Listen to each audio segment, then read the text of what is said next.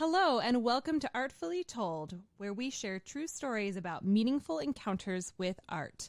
I think artists help people have different perspectives on every aspect of life.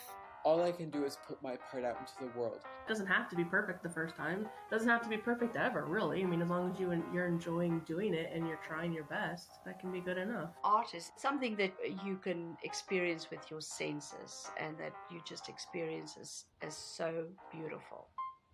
Hello, and welcome back to another episode of Artfully Told. My name is Lindsey, and I am so excited to introduce to you today Emily Moores. She is an installation artist focusing on hand-cut paper. And thank you, Emily, so very much for being here and for sharing your stories about art. Thank you so much for having me. Of course. Well, I would absolutely love if you would share just a little bit about exactly what being an installation artist means and what that process looks like, and also just sort of how you got involved. This is fascinating to me. I'm so excited to learn more. So, as you said, I'm an installation artist that focuses mainly using hand-cut paper. Over the past year, I've started using other things like fabric or lights in my artwork, but an installation is like an immersive sculpture. It's something that is made to fit a particular space, and if you move or transfer it to a new space, it adapts to that space. So it's not something like a sculpture stays the same regardless of what room it's in, whereas an installation kind of fits into the space. So what I really love about installations are there's something that you have to live in the moment. It's not something that you can come back to when it's moved to another gallery. You have to be present for it when it's in this space at that particular time. Yeah, that's amazing. And so how did you get started into that artistic endeavor in the first place? Or what is your background? What kind of prompted you that direction? Well, I went to art school and I got a degree in painting. I took a few years off and I mostly stayed within drawing and painting. And then I went to the University of Cincinnati to get my master's degree in studio art. And it was while I was at that program that I started to cut apart my drawings and break away from like a flat space. And so for my final thesis for my master's project, I ended up building like a large scale installation in a stairwell. And so that kind of is where the starting point for me and how I built myself into a 3D space.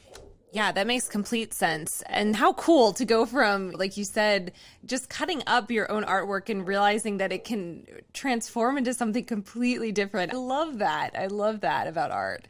And so, growing up, were you always drawing and painting or whatever? I mean, have you always kind of been an artist, or did that interest develop later? I had always been an artist. I was fortunate enough to have my parents sign me up for Saturday afternoon art classes when I was younger, and I was just never really good at anything else. And so I ended up only applying to go to art school, and that was kind of the only vision I had for myself.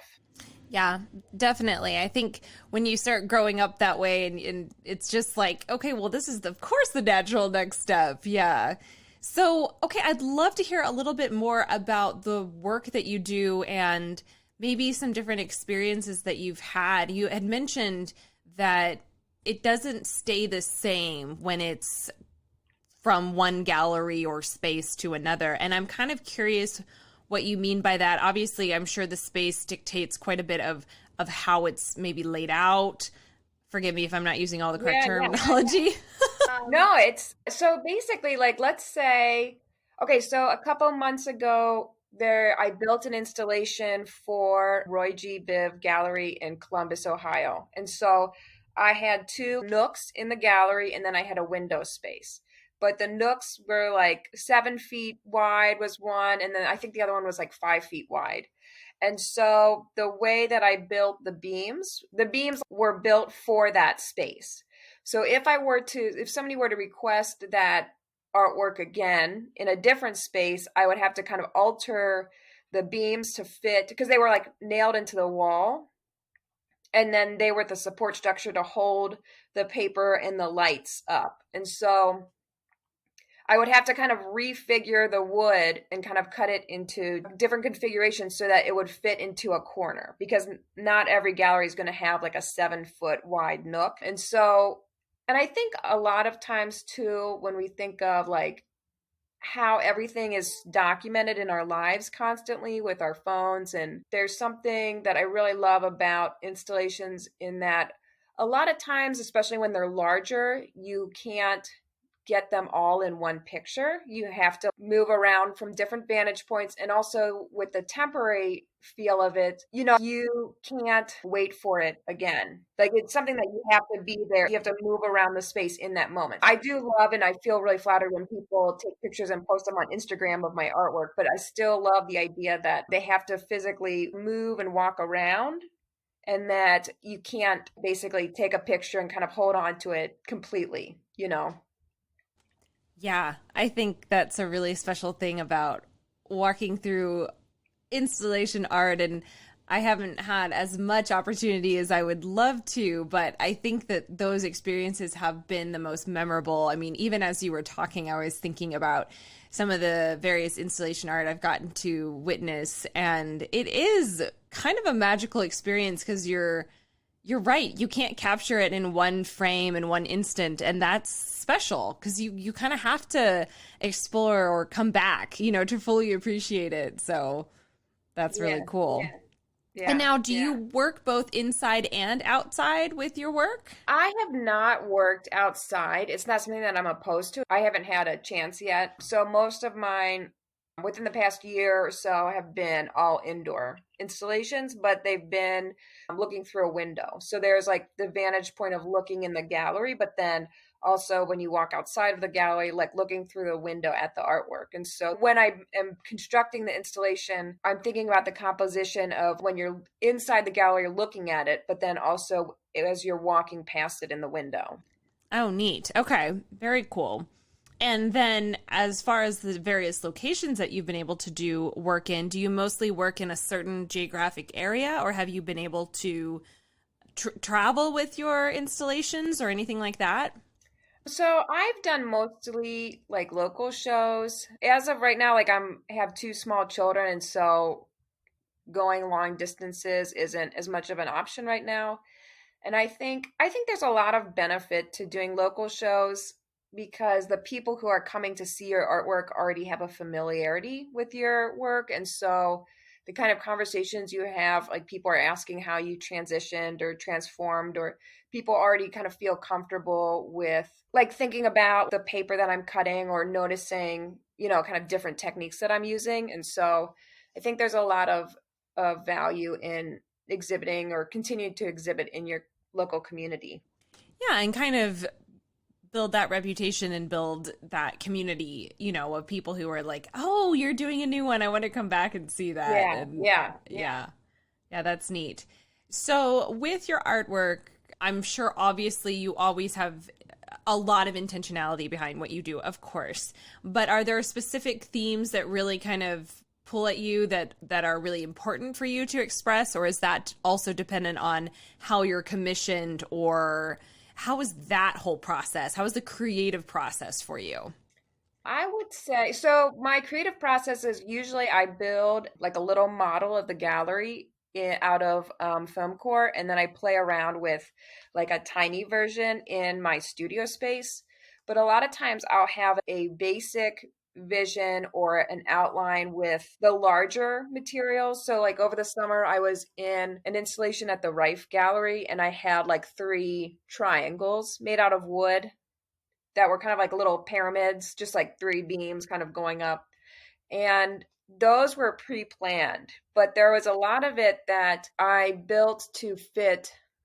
I kind of like build components, and then after I get the main structure set up, then I'm walking around the gallery thinking about how the viewer, like when the viewer walks into the space, what are they first going to look at? You know, and then when they walk past, what is going to change? And so a lot of times I just build the main structure and then I go into the actual physical space and thinking about the person who's standing there looking at it. And one of the themes that I think about a lot is being playful.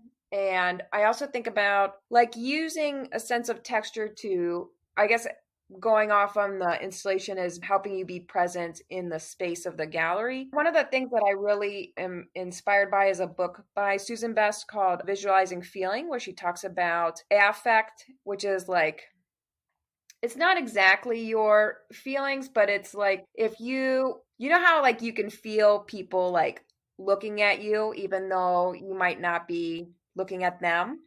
Or you might be able to walk in and feel like a sense of danger, or you can feel a mood.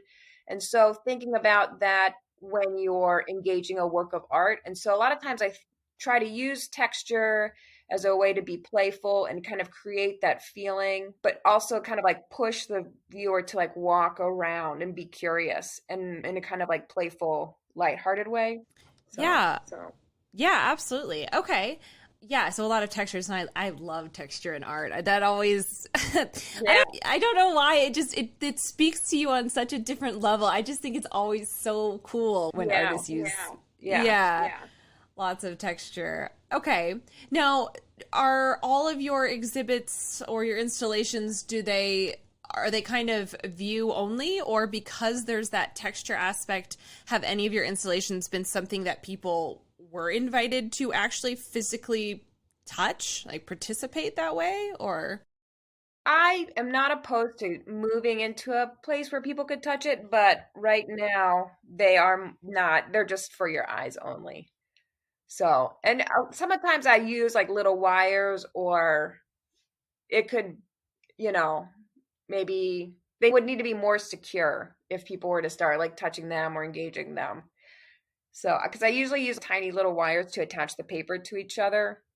And so while it's secure to like hang up on its own, it's not secure to be like touched on or pulled on, Yeah, definitely. Well, and, it's not like that's something that has to happen or something. I was just curious because I know some artists end up creating some things that's part of the intention behind it, which is kind of cool too. Okay, so you mentioned, the playful aspect, which I love. I think that's really a charming thing that you do. Do you also use your artwork to address concerns that you have, or to speak about like current events? Not that you have to, because I think there's so much room for so many different kinds of art. And I'm, like, I think the whole spectrum is fantastic, but I'm just curious, do you use some of what you do to speak out about, things that are important to you, or is most of what your work does for that experience, for that joy, for that playfulness? I would say it's not really connected to current events, in that it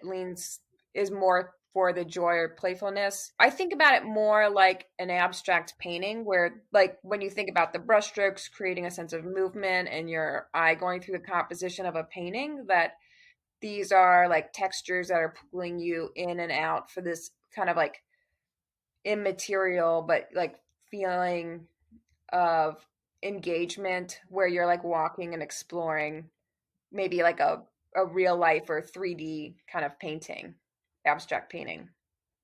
Oh, cool. I love that description. That is so fun to think about it in those terms. All right.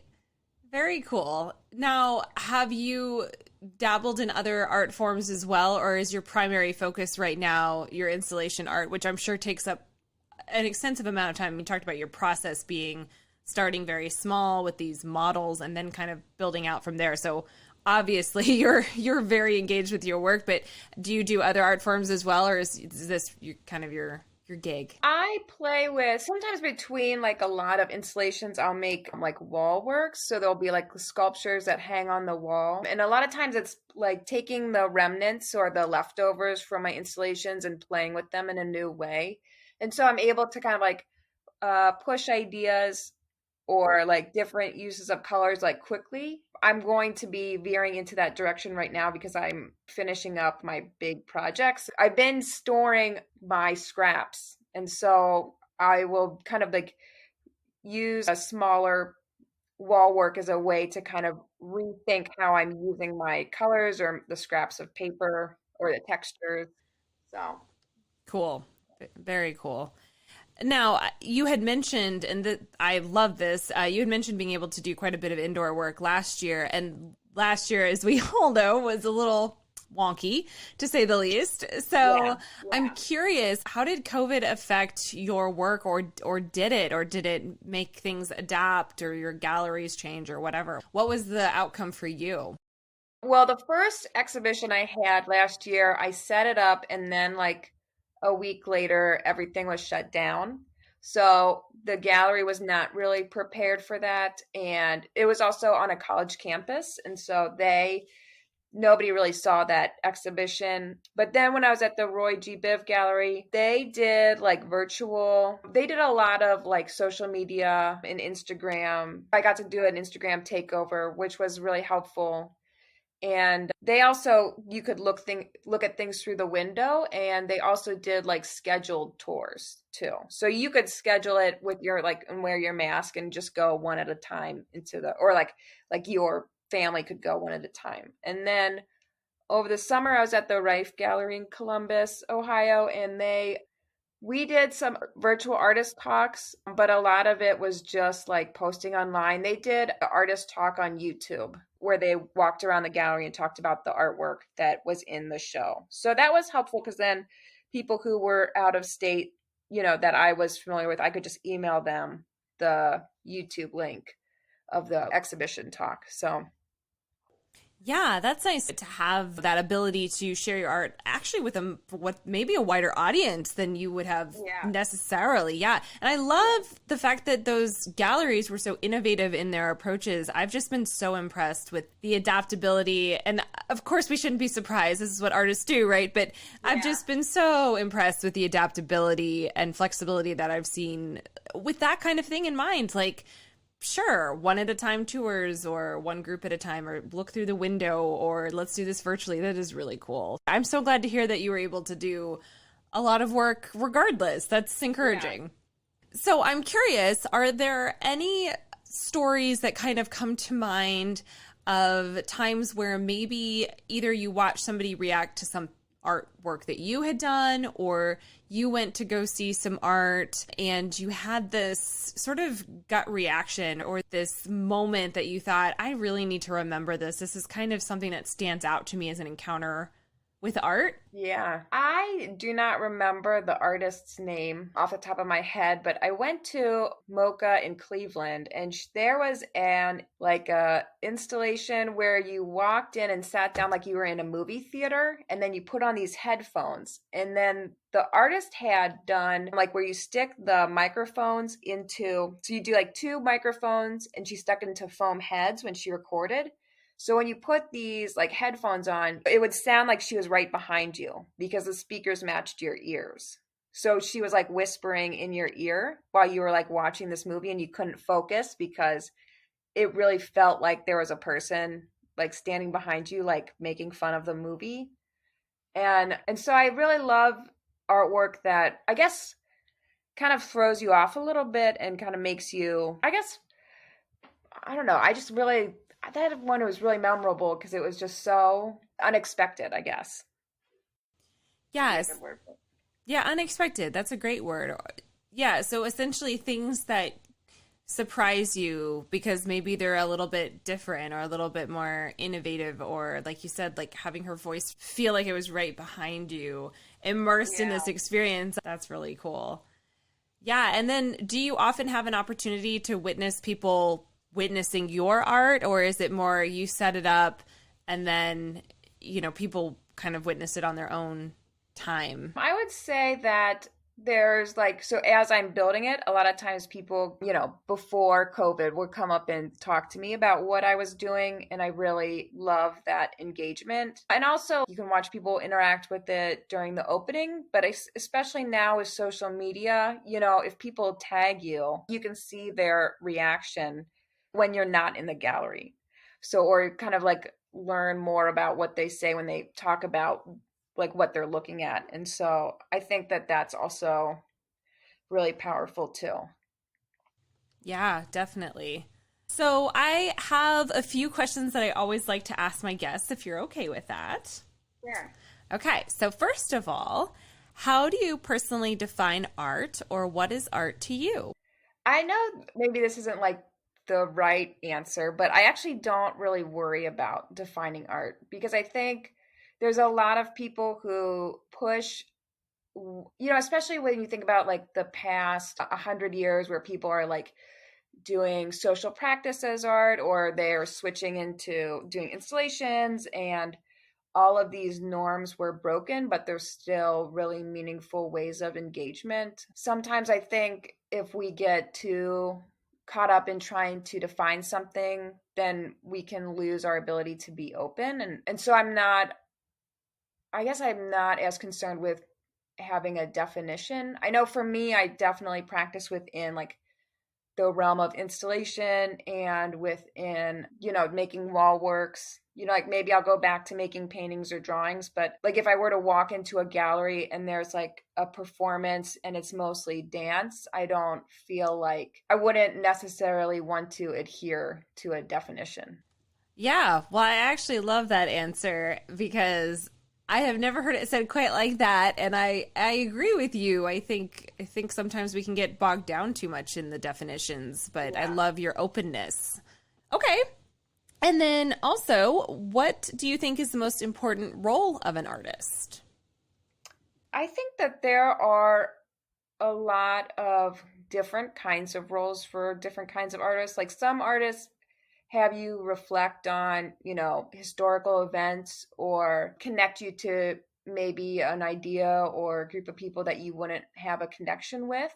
And I guess in any situation, whether, like if I'm just creating artwork to be playful, I'm still creating a connection to this like physical, tangible object existing in space. And so for me, I would say artists create connections where we maybe haven't thought about them previously. Yeah, I love that. Yes, and you're completely right. The playfulness matters. I mean, it's so important to have art be fun and joyful too. I mean, again, like I was saying earlier, it can do so many things, but I love that what you do is playful. That's fantastic. Yeah. We need that in our world. Yeah. Baby shower recently, and somebody told the expecting mother that all the cliches that people say about having a baby are completely true. And in some ways, like when you think about these things that you talked about, or maybe were cliche from like kindergarten. So sometimes I think about, do you remember that book about, was it Ferdinand the Mouse, or maybe it wasn't Ferdinand. It was a little mouse who all the other mice were working, and he was like collecting images of colors in his head, and he kept them going through winter. I don't remember the name of that book, but I think sometimes it's kind of like these moments of play, especially, before COVID, so much of our culture was just like rushing and trying to accomplish so many things. And if you're always rushing, like you miss all these beautiful moments in your life. And even now with so many people being quarantined and things are struggling, like taking these moments of playfulness are still really important. And so sometimes those things that seem cliche are still really important. Absolutely. Amen to that. Love it. Okay. And then my final question is, do you think that art should be inclusive or exclusive? And I'll define my terms a little bit. So inclusive, referring to an artist who puts their work out there and provides a little bit of context behind it, whether it's their inspiration or program notes or a title, something.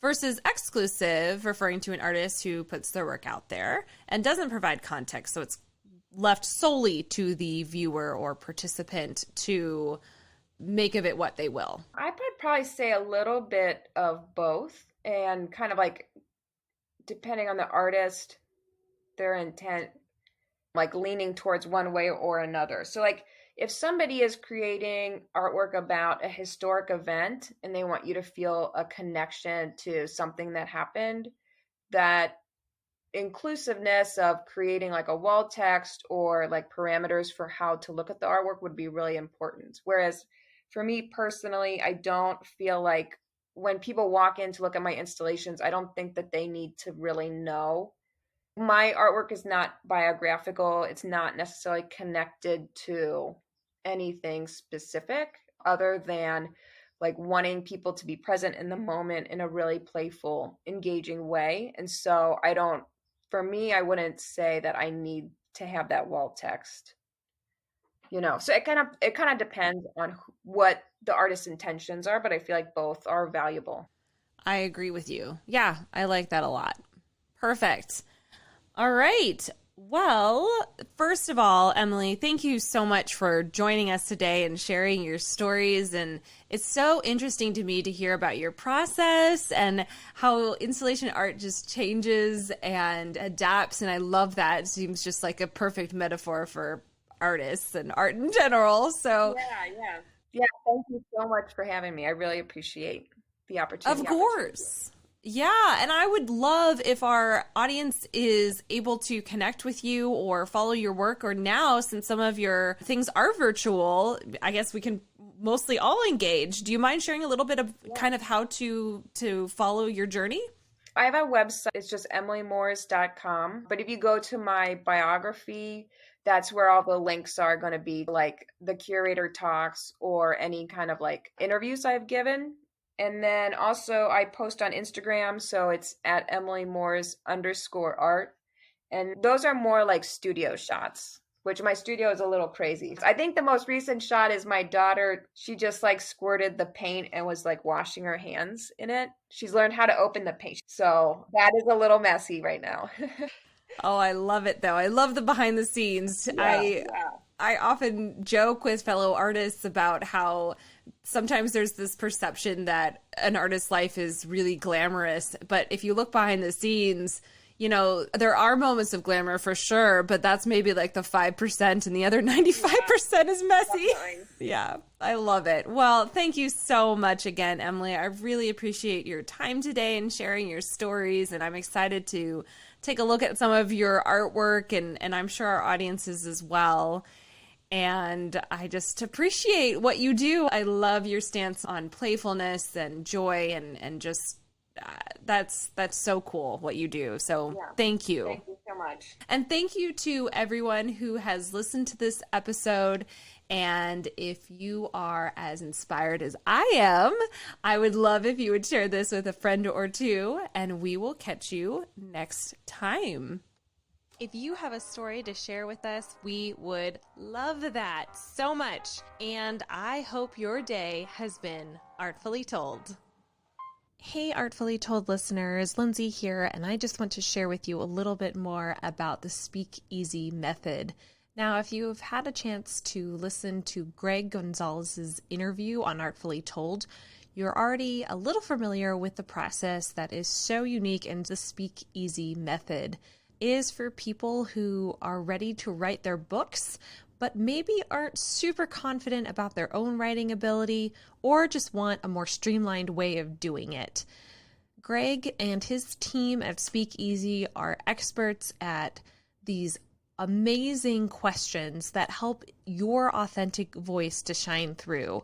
So what they do is they go through recorded audio interviews with you, and these recordings are then transcribed and put into manuscript format, ready to go. So what's cool about that is instead of months and months or years and years of you writing a book, they will actually take you from concept to published, and it can be as little as 9 months. That is one of the most recent success stories that they have accomplished, and it is just a really innovative method that I am personally so excited to help represent and help share the word about, because what Greg and his team are doing is absolutely life-changing for prospective authors. And I highly encourage you to book a discovery call with Greg or another member of his team to learn more and see if this could be the perfect fit for you. It's 100% complimentary, and you can do so easily by going to his website, and that's www.joyfulliving.com/speakeasy. And again, that spelled out is JOY-FULLIVING. artful-living.com/speakeasy.